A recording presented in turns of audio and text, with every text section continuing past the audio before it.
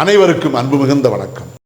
செல்வராமாயணம் என்னும் இலக்கண பாடல்களும் இலக்கிய சுவையும் கொண்ட புதிய ராமாயண காவியத்தை புனைய வைத்த என் இறைவன் ராமனை நன்றியுடன் வணங்கி மகிழ்கிறேன்.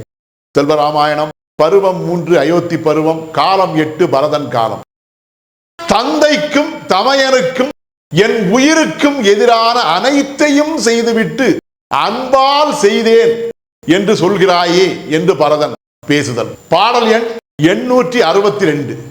உன் நலமே கருதி நல்ல உறவு கொள்ள அண்ணுகின்றாய், என் நலமே எண்ணியதால் இவை செய்தேன் எண்ணுகின்றாய், அன்பன போய் பின்னுகின்றாய், அப்பன் அண்ணன் என்பருடன் இன்னும் ஏன் என் உயிர்க்கும் எதிர் செய்தேன் பண்ணுகின்றாய்.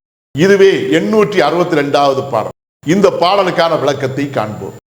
உன் நலமே கருதி நல்ல உறவு கொள்ள அண்ணுகின்றாய் என்ற முதல் வரிக்கான விளக்கம், உன்னுடைய சுயநலத்தை மட்டுமே எண்ணி நம்முடைய நல்ல உறவுகள் யாவையும் கொல்லுவதற்காகவே நீ நம்முடைய உறவுகள் அனைத்தையும் நெருங்கி வந்து விட்டாய்.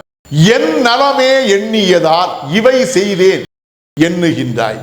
பரதனாகிய என்னுடைய நலத்திற்காகவே இவை யாவையும் செய்தேன் என்று என்னிடம் கூறுகின்றாய். அன்பன பொய் பின்னுகின்றாய், அப்பன் அண்ணன் என்பருடன். அன்பு என்கிற பெயரிலே நீ பொய்யையே கட்டமைக்கிறாய். அப்பனையும் என்னுடைய அண்ணனாகிய ராமனையும் நீ ஏற்கனவே பெரும் துன்பத்துக்கு ஆளாகிவிட்டாய். அவ்வாறு என்னுடைய தந்தை தமையன் ஆகிய இருவரையும் பெரும் துன்பத்துக்கு ஆளாக்கியதோடு மட்டுமல்லாமல் இன்னும் ஏன் என் உயிருக்கும் எதிர் செய்தேன் பண்ணுகின்றாய்.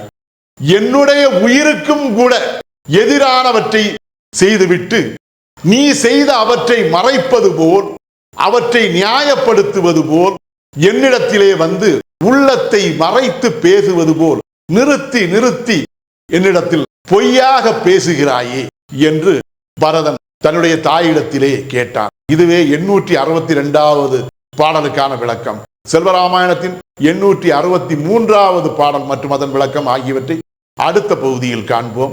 இறையருளால் அடியேன் இயற்றிய நல்லதோர் இலக்கியத்தையே செல்வராமாயண காவியமாக உங்கள் முன் தொடர்ந்து வழங்கி வருகிறேன். உங்கள் அன்பையும் ஆதரவையும் தொடர்ந்து தந்து இந்த புதிய ராமாயண காவியத்தை அனைவரிடத்திலும் கொண்டு சேர்க்குமாறு உங்களை அன்போடு கேட்டுக்கொள்கிறேன்.